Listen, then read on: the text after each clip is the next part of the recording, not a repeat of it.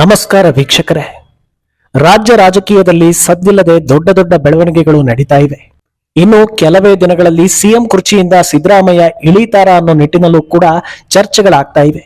ಹೌದು, ಇಷ್ಟು ವರ್ಷಗಳ ಕಾಲ ಒಂದೇ ಒಂದು ಹಗರಣಕ್ಕೆ ಸಿಕ್ಕಿಕೊಳ್ಳದ ಸಿಎಂ ಸಿದ್ದರಾಮಯ್ಯರನ್ನ ಮುಡಾ ಹಗರಣ ಕಾಡ್ತಾ ಇದೆ.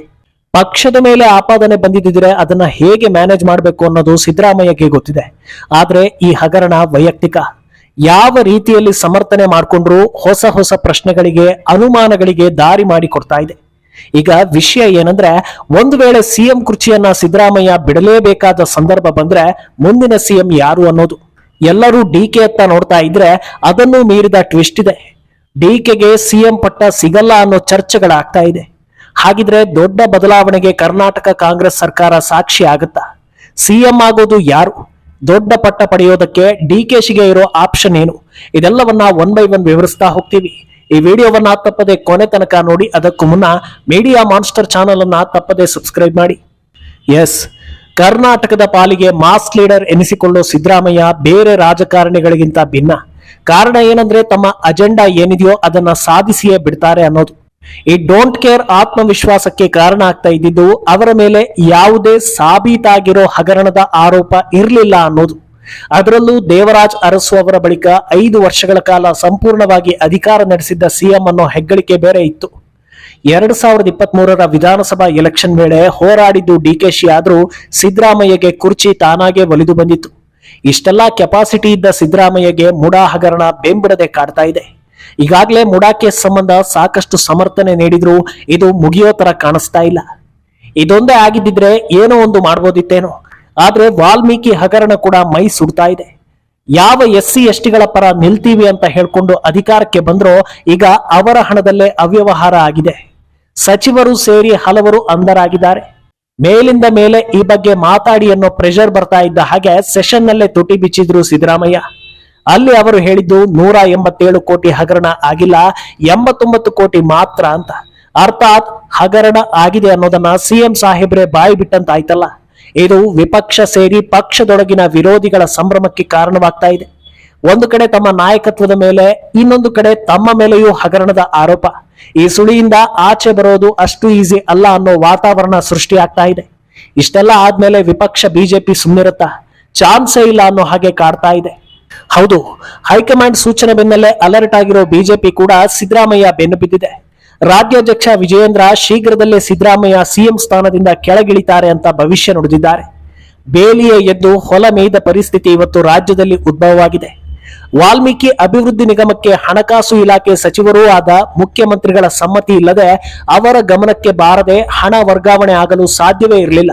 ಕೇವಲ ಮಾಜಿ ಸಚಿವ ನಾಗೇಂದ್ರ ದದ್ದಲ್ ಅವರಷ್ಟೇ ಅಲ್ಲ, ಇನ್ನೂ ದೊಡ್ಡ ದೊಡ್ಡವರ ಹೆಸರು ಮುಂದೆ ಬರಲಿದೆ. ಹಾಗಾಗಿ ಆತಂಕದಿಂದಲೇ ನಿನ್ನೆ ರಾಜ್ಯದ 5 ಸಚಿವರು ಇಡಿ ಮೇಲೆ ಆಪಾದನೆ ಮಾಡೋ ಪ್ರಯತ್ನ ಮಾಡಿದ್ದಾರೆ ಅಂತ ವಿಜಯೇಂದ್ರ ಆರೋಪಿಸ್ತಾ ಇದ್ದಾರೆ. ಅಲ್ಲದೆ ಕಳೆದ 2 ದಿನಗಳಿಂದ ಕನ್ನಡಿಗರಿಗೆ ಆದ್ಯತೆ ಅನ್ನೋ ಬಾಣವನ್ನ ಸಿದ್ದರಾಮಯ್ಯ ಸರ್ಕಾರ ಬಿಟ್ಟಿತ್ತು. ಇದು ಕೂಡ ಈ ಎಲ್ಲಾ ಹಗರಣಗಳು ಸ್ವಲ್ಪ ತಣ್ಣಗಾಗ್ಲಿ, ಜನರ ಯೋಚನೆ ಬೇರೆ ದಿಕ್ಕಿನತ್ತ ಸಾಗ್ಲಿ ಅನ್ನೋ ನಿಟ್ಟಿನಲ್ಲಿ ಮಾಡಿದ್ರ ಅನ್ನೋ ಟಾಕ್ ಕೂಡ ಶುರುವಾಗಿದೆ. ಅಂದಹಾಗೆ ಈಗ ಎಲ್ಲರಲ್ಲಿರೋ ಕುತೂಹಲ ಹಾಗೂ ಪ್ರಶ್ನೆ ಏನಂದ್ರೆ, ಸಿದ್ದರಾಮಯ್ಯ ರಾಜೀನಾಮೆ ನೀಡಿದ್ರೆ ಮುಂದಿನ ಸಿಎಂ ಡಿಕೆಶಿನ ಅನ್ನೋದು. ಆದ್ರೆ ಅದು ಈಸಿ ಇಲ್ಲ ಅನ್ನೋ ವ್ಯಾಖ್ಯಾನ ಬರ್ತಾ ಇದೆ. ಸರ್ಕಾರ ರಚನೆ ಹೊತ್ತಲ್ಲಿ ಹೇಳಿರೋ ಮಾತಿನ ಪ್ರಕಾರ 50-50 ಸೂತ್ರ ಅಂದ್ರೆ ಸಿದ್ದರಾಮಯ್ಯ ಹಾಗೂ ಡಿಕೆಗೆ ಅರ್ಧಕ್ಕರ್ಧ ಅಧಿಕಾರ ಅಂತ. ಆದ್ರೆ ಆಮೇಲೆ ನಡೆದ ಬೆಳವಣಿಗೆಗಳನ್ನ ನೋಡಿದ್ರೆ ಸಿಎಂ ಬದಲಾವಣೆ ಚರ್ಚೆ ಬಂದೇ ಇರಲಿಲ್ಲ. ಹೀಗಾಗಿ 5 ವರ್ಷ ಸಿದ್ದರಾಮಯ್ಯ ಫಿಕ್ಸ್ ಅನ್ನೋ ಹಾಗಿತ್ತು. ಆದ್ರೆ ಈಗ ಅವಧಿಗೂ ಮುನ್ನವೇ ಅನಿವಾರ್ಯ ಸ್ಥಿತಿ ಬಂದಿದೆ. ಈ ಹೊತ್ತಲ್ಲಿ ರಾಜೀನಾಮೆ ನೀಡೋ ಪರಿಸ್ಥಿತಿ ಬಂದು ಡಿಕೆಶಿ ಸಿಎಂ ಆದ್ರೆ ರಾಜ್ಯ ಕಾಂಗ್ರೆಸ್ನಲ್ಲಿ ಹಂತ ಹಂತವಾಗಿ ಸಿದ್ದರಾಮಯ್ಯ ಬಲ ಕಮ್ಮಿ ಆಗ್ತಾ ಹೋಗುತ್ತೆ. ಇದೇ ಕಾರಣಕ್ಕೆ ಮಾಸ್ಟರ್ ಪ್ಲಾನ್ ಮಾಡೋ ಬಗ್ಗೆ ಸಿಗ್ನಲ್ ಸಿಗ್ತಾ ಇದೆ. ಸಿದ್ದರಾಮಯ್ಯರನ್ನ ಸಿಎಂ ಕುರ್ಚಿಯಿಂದ ತೆಗೆಯೋದಕ್ಕೆ ನೋಡಿದ್ರೆ ಸರ್ಕಾರ ಉರುಳುತ್ತೆ ಅನ್ನೋದು ರಾಜಕೀಯ ಪಂಡಿತರ ನಿರೀಕ್ಷೆ.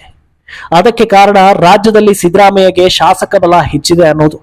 ಆದ್ರಿಂದ ಡಿಕೆಗೆ ಸಿಎಂ ಪಟ್ಟ ಸಿಗೋದಾದ್ರೆ ಟಗರು ಗುಮ್ಮೋದು ಗ್ಯಾರಂಟಿ ಅನ್ನೋ ಟಾಕಿದೆ.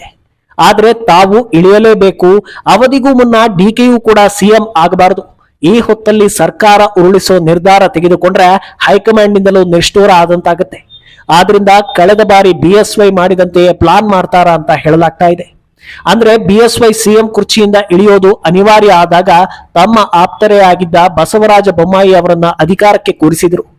ಕಿಂಗ್ ಯಾರೇ ಆಗಿರ್ಲಿ ಕಿಂಗ್ ಮೇಕರ್ ನಾನೇ ಅನ್ನೋ ಸಂದೇಶವನ್ನ ಪಾಸ್ ಮಾಡಿದ್ರು. ಆದ್ರಿಂದ ಇಲ್ಲೂ ಕೂಡ ಸಿದ್ದರಾಮಯ್ಯ ಕಿಂಗ್ ಮೇಕರ್ ಆಗೋದಕ್ಕೆ ಯೋಚಿಸ್ತಾರ ಎನ್ನಲಾಗ್ತಾ ಇದೆ. ಅಂದಹಾಗೆ ಈ ಯೋಚನೆ ಬಂದ್ರೆ ಸಿಎಂ ಯಾರಾಗಬಹುದು ಅಂತ ಕೇಳಿದಾಗ ಬರ್ತಾ ಇರೋ ಹೆಸರು ಸತೀಶ್ ಜಾರಕಿಹೊಳಿ. ಹೌದು, ಸಿದ್ದರಾಮಯ್ಯ ಆಪ್ತ ವಲಯದಲ್ಲಿರೋ ಸತೀಶ್ ಜಾರಕಿಹೊಳಿಯನ್ನ ಸಿಎಂ ಮಾಡುವತ್ತ ಸಿದ್ದು ಮನಸ್ಸು ಮಾಡಬಹುದು ಎನ್ನಲಾಗ್ತಾ ಇದೆ. ಉತ್ತರ ಕರ್ನಾಟಕದ ಜಿಲ್ಲೆಗಳಲ್ಲಿ ಸತೀಶ್ ಪವರ್ಫುಲ್, ಹೇಳಿ ಕೇಳಿ ಸಾಹುಕಾರ ಆಗಿರೋದ್ರಿಂದ ಧನಬಲವೂ ಇದೆ. ಉತ್ತರ ಕರ್ನಾಟಕದಿಂದ ಒಬ್ಬರು ಸಿಎಂ ಆದ್ರು ಅಂದ್ರೆ ಅದು ನೀಡೋ ಸಂದೇಶವೇ ಬೇರೆ. ಅದಕ್ಕಿಂತ ಹೆಚ್ಚಾಗಿ ಸಿದ್ದರಾಮಯ್ಯರಂತೆ ಅಹಿಂದ ಹಿಂದೂ ವಿರೋಧದ ನಿಲುವುಗಳನ್ನ ತೆಗೆದುಕೊಳ್ಳೋದ್ರಲ್ಲಿ ಸತೀಶ್ ಜಾರಕಿಹೊಳಿ ಆಲ್ರೆಡಿ ಗಮನ ಸೆಳೆದಿದ್ದಾರೆ. ಆದ್ರಿಂದ ಎಲ್ಲಾ ರೀತಿಯಲ್ಲೂ ಅವರು ಸಿದ್ದರಾಮಯ್ಯಗೆ ಪರ್ಫೆಕ್ಟ್ ಮ್ಯಾಚ್ ಆಗ್ತಾರೆ ಎನ್ನಲಾಗ್ತಾ ಇದೆ. ಇನ್ನೊಂದು ವಿಚಾರ ಏನಂದ್ರೆ ಸತೀಶ್ ಜಾರಕಿಹೊಳಿ ಸಿಎಂ ಆದ್ರೆ ಡಿಕೆಗೆ ಸಂಕಷ್ಟವೂ ಆಗುತ್ತೆ.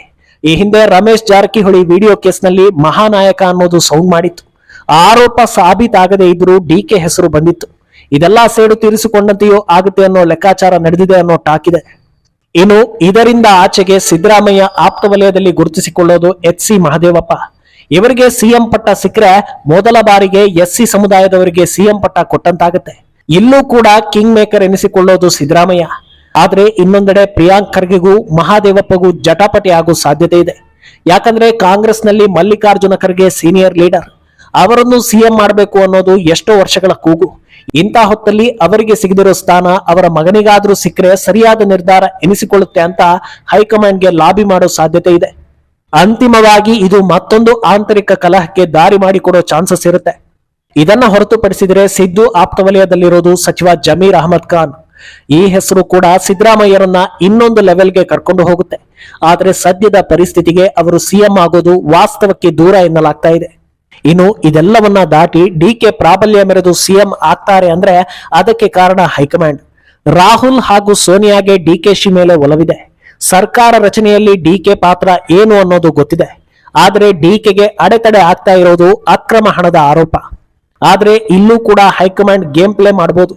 ದೆಹಲಿ ಸಿಎಂ ಕೇಜ್ರಿವಾಲ್, ಜಾರ್ಖಂಡ್ ಸಿಎಂ ಹೇಮಂತ್ ಸೊರೇನ್ ಎಲ್ಲರೂ ಜೈಲು ಕಂಡು ಬಂದಿದ್ದಾರೆ.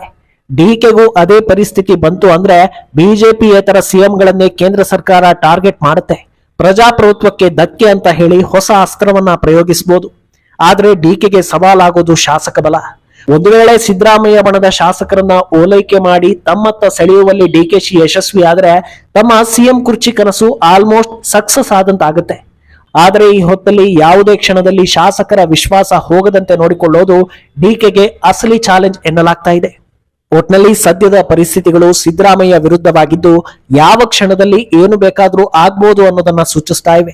ಇದೆಲ್ಲವನ್ನ ದಾಟಿ ಎಲ್ಲಾ ವಿರೋಧಿಗಳಿಗೂ ಮಾಸ್ಟರ್ ಸ್ಟ್ರೋಕ್ ಕೊಟ್ಟು ಸಿದ್ದರಾಮಯ್ಯ ಗಟ್ಟಿಯಾಗಿ ನಿಂತಿದ್ದೆ ಆದ್ರೆ ಮತ್ಯಾರು ಅವರನ್ನ ಅಲ್ಲಾಡಿಸೋದಕ್ಕೆ ಸಾಧ್ಯವಿಲ್ಲ ಅಂತ ಹೇಳಲಾಗ್ತಾ ಇದೆ. ಈ ಬಗ್ಗೆ ನಿಮ್ಮ ಅಭಿಪ್ರಾಯವನ್ನ ತಪ್ಪದೆ ಕಾಮೆಂಟ್ ಮೂಲಕ ತಿಳಿಸಿ.